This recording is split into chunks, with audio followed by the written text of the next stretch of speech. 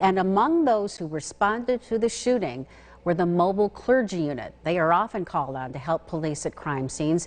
Many telling Christian Garzone today that for a city already in crisis, this violence is a needless tragedy.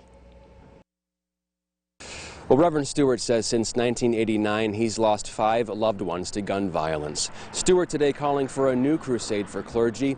He wants to get God back on the streets and plant the seeds for all to respect life again.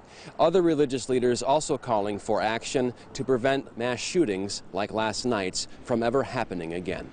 Because we must bring an end to it. We must stop it. And the clergy must be much more forceful. Reverend Stewart said today at the First Church of God that shootings cannot be tolerated. He says clergy needs to take their messages to neighborhoods and to young people. It must be a crusade for hope and a crusade for life. Let us therefore come boldly to the throne of grace.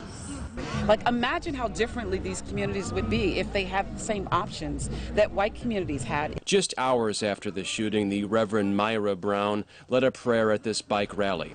Brown has been a prominent presence at the protests over Daniel Prude's death and says the more we can give people a solid base to grow from, the less things like mass shootings might happen. We can wake up one morning and not have to worry about having violence in our community.